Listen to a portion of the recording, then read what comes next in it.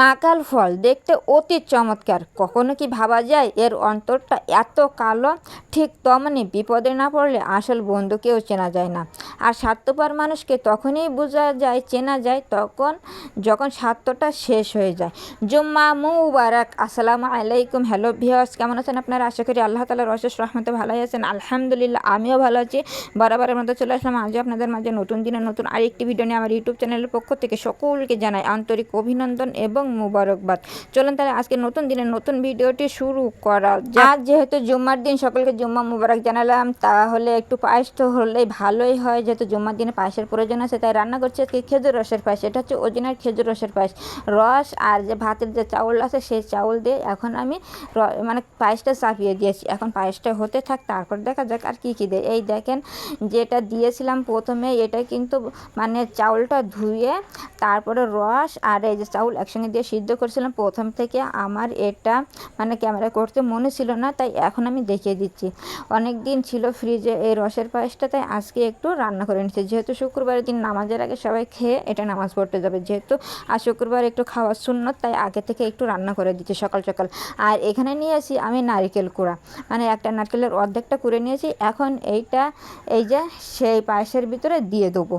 দিয়ে এখন যেহেতু রসটা কমে এসেছে, পায়েসটা হয়ে এসেছে, এখন শেষ পর্যায়ে না, একেবারে আর একটু বাকি আছে, তখনই দিয়ে দিতে হবে। যদি আগে থেকে দিয়ে দেওয়া হয় তাই নারকেলটা একদম ওর সাথে মেল্ট হয়ে যাবে, তাই একটু পরে দিতে হবে যাতে নারকেলের একটু থাকে। আর এই শেষ পর্যায়ে এসে একটু দুধ দিয়ে দিচ্ছি।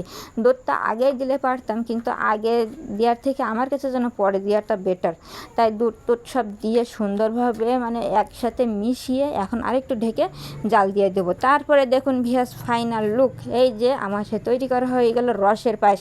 আপনারা কে কে এইভাবে পায়েস তৈরি করে খান অবশ্যই বলবেন। আমরা কিন্তু সবসময় সিদ্ধ চাল দিয়ে পায়েস তৈরি করে খাই, আর খেতে কিন্তু সেটা দুর্দান্ত মজা হয়। আপনারা যদি ট্রাই করেন তাহলে ভালো, কেমন লাগে জানাবেন, আর যদি না পারেন অবশ্যই ট্রাই করবেন। তারপরে চলে আসি কাজ কামে। আমার এই টুলটারে অনেক দিন গোসল দেওয়া হয় না। ভিউয়ার্স দেখেছেন, এখনও কিন্তু শীত পড়ে নাই। শীত আমাদের সামনে এখনও আসছে, এখনও গরম, তারপরেও এ গোসল করতে চায় না। এর গায়ে শুধু মাখে ময়লা। কি করব, আজকে ধরে বেঁধে নিয়ে আসলাম গোসল করানোর জন্য। শুধু তো গোসল করালে হবে না, এর তো আবার গাটা পরিষ্কার করে দিতে হবে, তাই নিয়ে নিচ্ছে আমি গুঁড়া সাবান দিয়ে আমি টুলটা পরিষ্কার করতে থাকি, অর্থাৎ গোসল করাতে থাকি। আর আপনাদের কাছে সেই পুরাতন রিকোয়েস্টটা, যারা এই পর্যন্ত আমার ভিডিওটা দেখে এসছেন বা যারা ক্লিক করে দেখছেন, তাদের কাছে আমার একান্তই রিকোয়েস্ট ভিউয়ার্স, আপনারা অবশ্যই লাইক দিয়ে আমার ভিডিওটা কন্টিনিউ করবেন। জানি তেমন ভালো ভিডিও তৈরি করতে পারি না, তারপরও যদি আপনাদের ভালো লাগে অবশ্যই লাইক দিয়ে দেখবেন। আর আপনাদের মূল্যবান মন্তব্য অবশ্যই কমেন্টের মাধ্যমে জানাবেন, আর আপনাদের পরামর্শ দিবেন, যাতে আমি সুন্দরভাবে সুন্দর ভিডিও তৈরি করতে পারি। এই দেখুন ভিউয়ার্স, আপনাদের সাথে কথা বলছিলাম, আর কিন্তু সেই টুলটার গোসল করা একদম শেষ হয়ে গেছে। এর কিন্তু শীত লাগছে, তারপরও আমি কিন্তু ছাড়ছি না। আমি এক মগ পানি ছেড়ে দিচ্ছি, আবার যেন মাথার চোখে মুখে না যায়, তাই হাত দিয়ে দিলাম। দেখতে পাচ্ছেন ভিউয়ার্স কত সুন্দরভাবে। এখন দেখুন এর ভিতরেও পানি দিয়ে দিচ্ছি, না দিলে এর ভিতরে তো সে সেই গুঁড়া সাবান থেকে যাবে, তাই না? এখন দিয়ে ওর যাতে একদম ঝাঁকিয়ে সব কিছু ধুয়ে পরিষ্কার করে নেব। বলুন তো ভিউয়ার্স, ওর হাত পাখি আসতে থাকবে যেভাবে আমি গোসল করাচ্ছি। যাই হোক, ফাইনাল হয়ে গেছে, এখন এটা নিয়ে চলে যাই। এখন আরেকটা আসছে, ওইটা টুলের চেয়ে আরও বেশি ব্রাশ করে না, বুঝলেন ভিউয়ার্স? ব্রাশ না করে ওই দেখুন এর সমস্ত দাঁতের ফাঁকে এত পরিমাণে ময়লা হয়েছে, তাই আমি একটা টুথব্রাশ এনে এই চেয়ারের দাঁতটা পরিষ্কার করে দিচ্ছি। আপনারা কি কেউ এইভাবে পরিষ্কার করেন? জানি আপনারা প্লাস্টিকের ফার্নিচার অনেকেই ইউজ করেন না, সবার বড় সোফা সেট আছে। যেহেতু আমরা গরিব লোক, আমাদের এই যে ফার্নিচারের ভিতরে প্লাস্টিকের জিনিসটা, আর যদি এইটা ময়লা হয়ে যায়, কত বড় একটা যে আছে দেখতে পাচ্ছেন, একটু ধুয়ে গুঁড়া সাবান দিয়ে ধুয়ে নিলে একদম নতুন। তাহলে আমরা নিত্য নতুন ফার্নিচার পাই, আমাদের এখানে কোনো কালার করা লাগে না, কিছুই লাগে না। গুঁড়া সাবান দিয়ে শুধু একটু ডলে পরিষ্কার করে নিলে এটা নতুন হয়ে যায়।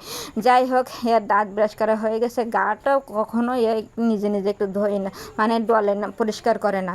নিজে গায়ে এত ময়লা কেন নিজে করতে পারে না? ওকে ধরে বেঁধে উল্টে পাল্টে তারপরে ওর গা ডলে পরিষ্কার করে দিতে হবে। যাই হোক ভিউয়ার্স, আমি আর হাত পা দাঁত ব্রাশ করে দিলাম, সব কিছু হাত পা সব কিছু ধুয়ে দিচ্ছি। এখনও দেখুন এই যে দুই সাইডে এখনও নকশার ভিতরে ময়লা আছে। আপনাদের সাথে ফান করলাম, প্লিজ কিছু মনে করবেন না। যাই হোক, এখন আমি মানে নকশাগুলো সুন্দরভাবে ময়লা পড়ে যায়, তাই সুন্দরভাবে নকশাগুলো আমি ডলে ডলে ধুয়ে এখন এই চেয়ারের হাত পা সারের জায়গা মানে কোথাও যেন বাদ না থাকে সমস্ত জায়গা ডলে ডলে ধোবো। আবার পাটা এমনভাবে ধুতে হবে যেন ওর না পড়ে যায়, কারণ পা ধরলে তো পড়ে যাওয়ার সম্ভাবনা আছে। যাই হোক, অবশেষে আমার চেয়ারের মানে সব কিছু পরিষ্কার করা শেষ গুঁড়া সাবান দিয়ে। এখন একে আচ্ছা মতো গোসল করাবো।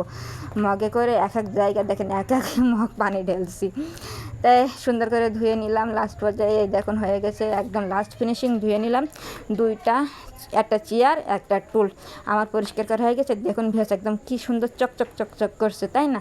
প্লাস্টিকের ফার্নিচার তো মানে ইউজ করার এই একটা বেনিফিট। তারপরে আজকে যেহেতু শুক্রবার জানালাম আপনাদের শুক্রবারের কিছু একটু দেখাবো না, সেটা কি কখনো হয়?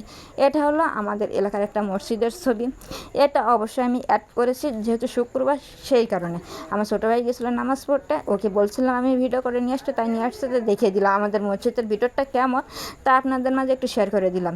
কেমন লাগছে অবশ্যই লাইক কমেন্ট শেয়ার করে জানাতে পারেন। কারণ যেহেতু আমরা মুসলমান, মসজিদটা আল্লাহর ঘর, এই আল্লাহর ঘরের জন্য অবশ্যই অবশ্যই ভালোবাসা দেখিয়ে যাবেন। এই দেখুন কত সুন্দর দেখা যাচ্ছে মসজিদটা।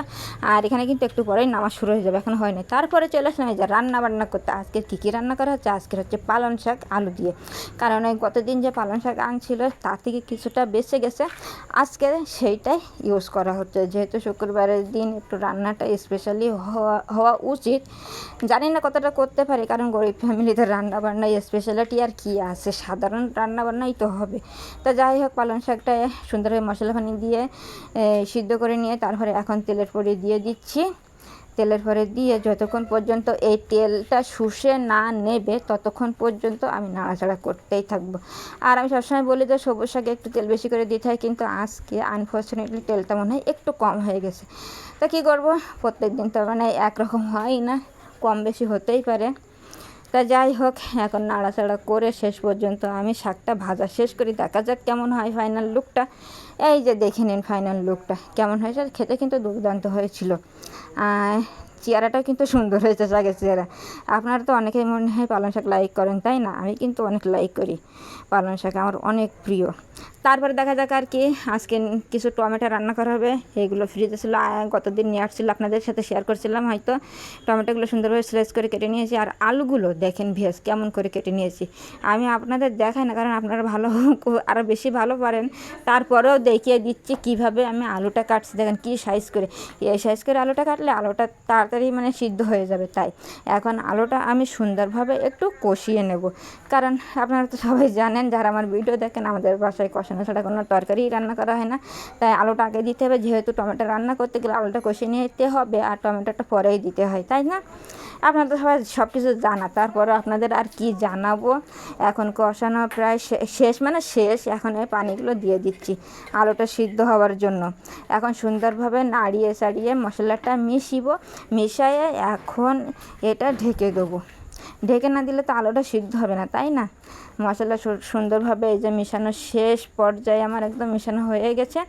এখন বাকি ছিল আরেকটু পানি দিতে, তাও দিয়ে দিলাম। দিয়ে এখন সুন্দরভাবে এই যে ঢেকে দিলাম, যাতে আলুটা সিদ্ধ হয়। আলুটা সিদ্ধ হয়ে গেছে, এখন দিয়ে দিলাম টমেটোগুলো। আপনারা তো সবাই রান্নাবান্না জানেন, টমেটোগুলো উতলাই গ্লেজার ভরে দিতে হয়। এখন অ্যাড করে দিলাম কিছুক্ষণ পরে। এটা কিন্তু অনেকক্ষণ, মানে 5 মিনিট খানিক পরে। তারপরে যে মাছগুলো ছিল ভাজা, ছোটো ছোটো মাছ, সেইগুলো দিয়ে এখন এইটার উপরে সমস্ত জায়গায় ছড়িয়ে দেবো। তাহলে হয়ে যাবে অত্যন্ত সুস্বাদু একটা রেসিপি। কার কার টমেটো দিয়ে ছোটো মাছ পছন্দ প্রিয়স, আপনারা কিন্তু জানাবেন। আমার কিন্তু অনেক পছন্দের টমেটো। আর ছোটো মাছ দিয়ে রান্না করলে সেটাও কিন্তু ভালো লাগে। এই দেখেন ফাইনাল লুকটা কেমন এসছে, দেখেছেন ভিউয়ার্স? মাছগুলো কিন্তু সরাই যায়নি, উপরে দিয়েছিলাম, উপরেই আছে। আর ইনশাল্লাহ এইভাবেই থাকবে খাওয়ার আগ পর্যন্ত। এখান থেকে এক সাইডে নিয়ে নিতে হবে। তারপরে এই যে রান্না করা হচ্ছে চিকেন। আজকে মানে চিকেনটা বাজার থেকে কেটে বেছে আনছিল, সেই জন্য আপনাদের মাঝে আজ তোমাকে শেয়ার করিনি। আর প্রথম থেকে রান্না শেয়ার করতেও ভুলে গেছিলাম, তাই লাস্ট পর্যায়ে রান্নাটা যেহেতু হয়েছে তাই আপনাদের মাঝে শেয়ার করে দিয়েছিলাম। এটা শেয়ার করি না হলে ভুল হবে, মানে শেয়ার করতে পারি নাই, ভিডিও করছিলাম তা উঠে নাই। তা যাই হোক, ফাইনাল লুকটা দেখে নেন কেমন হয়েছে। 3টা রেসিপি সহ আজকের কাজ, কেমন রান্নাবান্না কেমন লাগলো অবশ্যই জানাবেন। এই পর্যন্তই, আল্লাহ হাফেজ, আসসালামু আলাইকুম।